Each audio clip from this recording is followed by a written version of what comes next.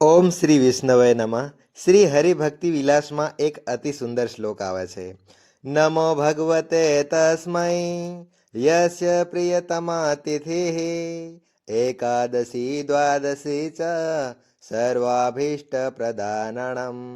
અર્થાત એકાદશી અને દ્વાદશી જેવી પવિત્ર તિથિઓ જેમના માટે અત્યંત પ્રિય છે અને જે મનુષ્યને સર્વાંગ પુણ્ય અને ઈચ્છિત ફળો આપતી હોય છે એવા પરમ ભગવાનને હું નમસ્કાર કરું છું. હરે કૃષ્ણ. ઓમ શ્રી વિષ્ણવે નમઃ. ધર્મભક્તિ ચેનલ પર આપ સૌનું હાર્દિક સ્વાગત છે. સાથે જ કામદા એકાદશીની આપ સૌને હાર્દિક શુભેચ્છાઓ. પરમ ભગવાન શ્રી હરિના દિવ્ય શરીરમાંથી એક વખત એક દૈવીય સ્ત્રીનું પ્રાગટ્ય થયું. તેમને આ આશીર્વાદ મળ્યો કે જો કોઈ પણ જીવ આત્મશરણાગત થઈને ભગવાનની ભક્તિ કરશે તો તે ભગવાન શ્રી કૃષ્ણ કે ભગવાન શ્રી વિષ્ણુની શુદ્ધ પ્રેમ ભક્તિ અને પરમ ગંતવ્ય અર્થાત તેમનું આધ્યાત્મિક ધામ પ્રાપ્ત કરશે. આ દેવી સ્ત્રી બીજું કોઈ નહીં પરંતુ એકાદશી તિથિ પોતે જ હતી. એકાદશી તિથિને બધા વ્રતોમાં શ્રેષ્ઠ ગણવામાં આવે છે. જે સાધક ભક્તિપૂર્વક ભગવાનના શરણમાં રહીને એકાદશીનું વ્રત કરે છે તેના તમામ પૂર્વજન્મોના પાપો નાશ પામે છે અને તે પરમ આધ્યાત્મિક લાભ મેળવે છે. દર મહિને આવતી બે એકાદશી પૈકીની એક છે કામદા એકાદશી, જે ચૈત્ર માસના શુક્લ પક્ષમાં આવે છે. નામ પરથી જ સ્પષ્ટ થાય છે કે કામદા એટલે કે ઈચ્છાઓ પૂરી કરનાર.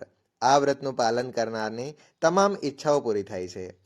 પણ આ એકાદશી સાથે જોડાયેલી બે ખાસ બાબતો એ પણ છે, જેમાં પ્રથમ આ હિન્દુ કેલેન્ડરના નવા વર્ષની સૌથી પ્રથમ એકાદશી છે અને બીજી કે આ એકાદશીના બીજા દિવસે અર્થાત દ્વાદશી પર એક વિશિષ્ટ તહેવાર આવે છે જેને દમન આરોપણ દ્વાદશી તરીકે ઓળખવામાં આવે છે. અને આ દમન આરોપણ પર્વ પાછળનો ઇતિહાસ શું છે તો આવો આપણે કામદા એકાદશીનું મહાત્મ્ય સાંભળતા સાંભળતા ભગવાન શ્રી હરિ સાથે જોડાયેલી એક વિશેષ લીલાનું શ્રવણ કરીએ.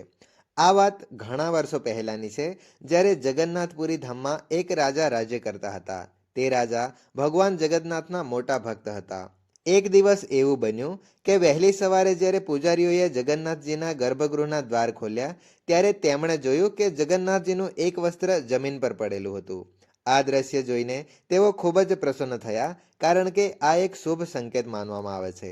ત્યારે બધા જ પૂજારી આનંદિત થઈને ભગવાન જગન્નાથના તે વસ્ત્રને રાજાને ભેટ રૂપે આપવાનો સંકલ્પ કરીને ઉત્સાહપૂર્વક રાજા પાસે ગયા. જ્યારે તેઓ ત્યાં પહોંચ્યા ત્યારે જોયું કે રાજા વહેલી સવારે ચોરસ રમી રહ્યા છે, એટલે કે લૂડો રમી રહ્યા છે. પૂજારી ખુશીથી રાજાને ભગવાન જગન્નાથજીનું પ્રસાદ સ્વરૂપ વસ્ત્ર અર્પણ કરવા ગયા. તે સમયે રાજા પોતાના જમણા હાથથી ચોસર ફેંકવામાં વ્યસ્ત હતા, એટલે તેમણે ડાબા હાથથી તે વસ્ત્ર લઈ લીધું અને એ પણ વધારે ધ્યાન આપ્યા વિના. આ દ્રશ્ય જોઈને પૂજારી થોડા દુઃખી તો થયા, પરંતુ રાજાના સમ્મુખ તેઓ શું બોલી શકે, તેથી તેઓ શાંતિથી ત્યાંથી ચાલ્યા ગયા. થોડા સમય પછી રાજાનું રમવાનું પૂર્ણ થયું. તેઓ પોતાના મહેલમાં પાછા ગયા અને અચાનક જ તેમને યાદ આવ્યું, અરે આ મેં શું ગુનો કરી દીધો? હું તો એટલો મૂર્ખ છું કે રમવામાં એટલો વ્યસ્ત થઈ ગયો હતો કે ભગવાન જગન્નાથજીના પ્રસાદ સ્વરૂપ વસ્ત્રની બાજુએ મેં ધ્યાન પણ ન આપ્યું અને ડાબા હાથથી તેને સ્વીકારી પણ લીધું. હે પ્રભુ, મેં કેટલું મોટું પાપ કરી નાખ્યું. હવે હું આનું પ્રાયશ્ચિત કેવી રીતે કરું? આ રીતે પોતાને દોષી માનતા આત્મચિંતન કરતા રાજાએ જમવા પીવાનું બધું જ ત્યાગી દીધું. તેઓ કોઈ સાથે વાત કરતા નહીં અને રાજ્યના કાર્યોમાં પણ ધ્યાન આપતા નહીં. અંતે એક સપ્તાહ પછી રાજાએ એક કઠોર નિર્ણય લઈ લીધો. રાજાએ વિચાર્યું, હે પ્રભુ, મેં મારા ડાબા હાથથી આપના પ્રસાદ સ્વરૂપ વસ્ત્રને સ્વીકાર્યું અને આ રીતે મેં એક મોટો અપરાધ કર્યો છે.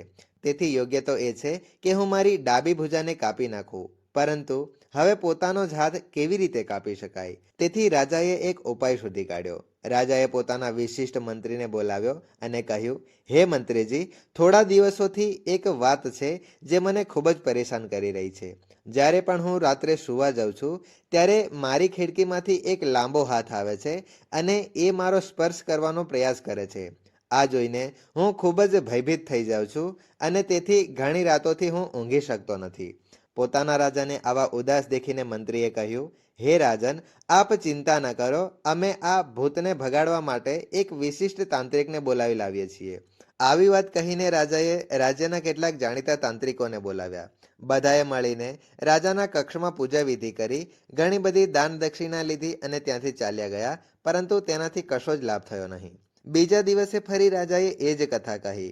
ત્યારબાદ મંત્રીએ નક્કી કર્યું કે આજે રાત્રે તેઓ સ્વયં રાજાના કક્ષમાં રહેશે અને એ હાથ આવે તો તેને કાપી નાખશે.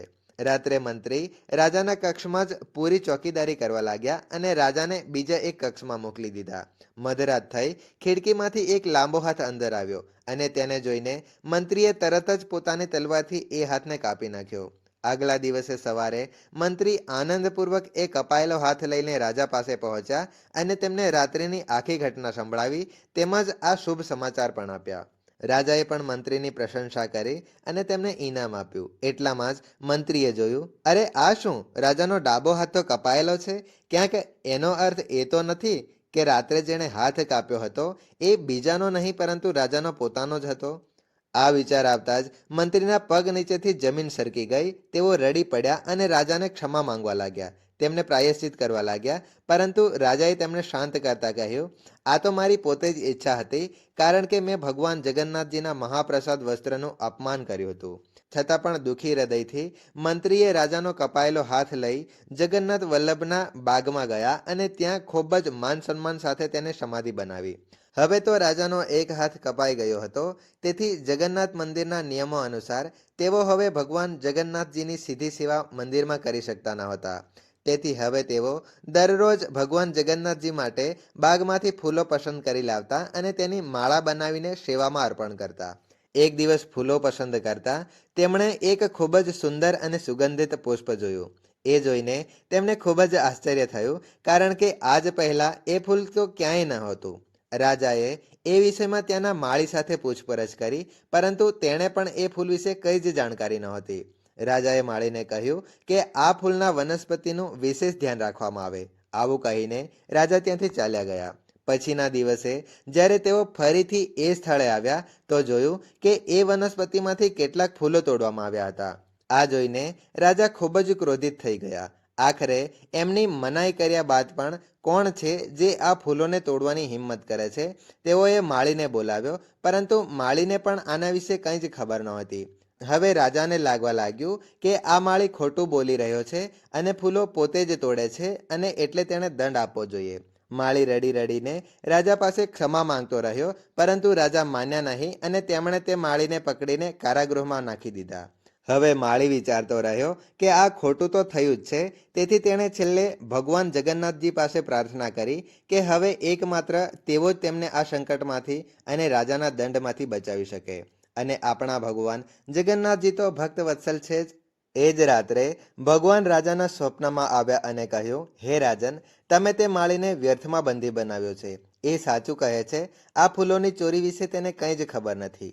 વાસ્તવમાં આ ફૂલો અને તેની સુગંધ મને અતિ પ્રિય છે, એટલે જ મેં ફૂલોની ચોરી કરી છે. આ ફૂલ મને એટલા માટે પ્રિય છે કારણ કે એ ત્યાં ઉગ્યું છે જ્યાં તારા કપાયેલા હાથની મંત્રીએ સમાધિ બનાવી હતી. આ સ્થાન અને આ છોડ તારી મારા પ્રત્યેની ભક્તિ અને કરુણાને દર્શાવે છે. તેથી આ ફૂલનું નામ રાખવામાં આવશે દયાન ફૂલ. જા તું તાત્કાલિક એ માળીને મુક્ત કર અને આજે પછી એ માળીનું નામ હશે દયાન માળી. આવતીકાલે ચૈત્ર શુક્લ પક્ષની ચતુર્દશી છે. હું ઈચ્છું છું કે આવતીકાલે એ જ દયાન માળી મારા માટે આ દયાન ફૂલો દ્વારા શૃંગાર કરે અને આ ઉત્સવ દર વર્ષે ઉજવાવો જોઈએ. હું તારી ભક્તિથી બહુ પ્રસન્ન છું. હું તને આશીર્વાદ આપું છું કે તારો કપાયેલો હાથ પણ પાછો આવી જશે. આવું કહીને ભગવાન જગન્નાથજી દૂર થઈ ગયા.